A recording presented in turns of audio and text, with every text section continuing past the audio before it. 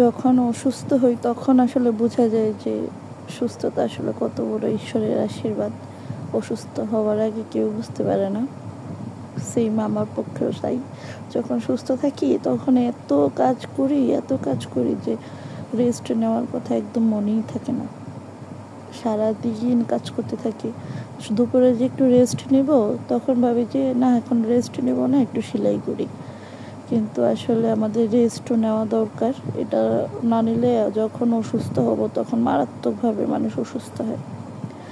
আর সবথেকে বড় কথা কি জানেন, জীবন সঙ্গী যখন ভালো হয় তখন আপনি ব্লেসড।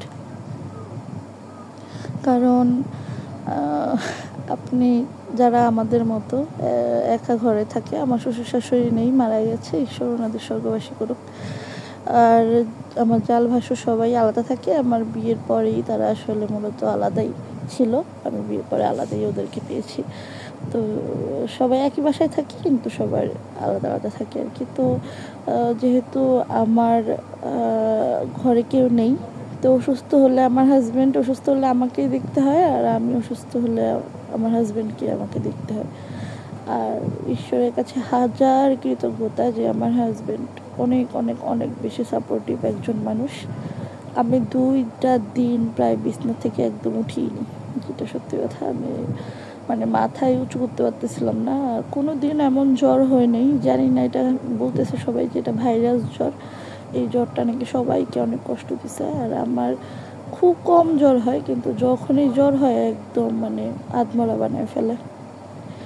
তো আর কখনো ছোটোখাটো রোগ হয় না, হইলে না সবসময় মানে খুব খারাপভাবেই রোগটা হয়। আর দেখা যায় অনেক ভুগতে হয়, অনেক কষ্ট পাইতে হয়। তো এই 2টা দিন আমি আমার হাজব্যান্ড মানে আমার এত সেবা যত্ন করছে যে মানে আমার মনে হচ্ছে যে ঈশ্বর আসলে আমার জন্য বলে না যে ঈশ্বর মানুষের মনের কথা বুঝে। আমার আসলে হয়তো চারপাশে কেউ নাই বলেই আমার হাজব্যান্ড ঈশ্বর আমার কাছে পাঠিয়েছে। তো আপনারা সবাই আমার হাজব্যান্ডের জন্য আশীর্বাদ করবেন, আমার জন্য আশীর্বাদ করবেন, আমি আমার হাজব্যান্ড যাতে ভালো থাকতে পারি। আর কি বলবো, পেজে কোনো কাজ করতে পারতেছি না। না করার কারণ হচ্ছে শরীর ভালো না।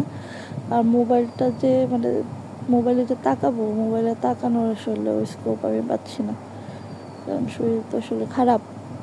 আর আমার চোখ না একদম এত টায়ার্ড, আমি কেন যাই না, কিছু খেতে পারতেছি না, এটা হচ্ছে সবথেকে বড় কথা। কোনো কিছুই খেতে পারতেছি না। আর একটু বসলেই মনে হচ্ছে যে আমি ঘুমায় যাবো, এরকম মনে হচ্ছে, কিন্তু আবার শুইলে ঘুম আসছে না, এরকম একটা অবস্থা।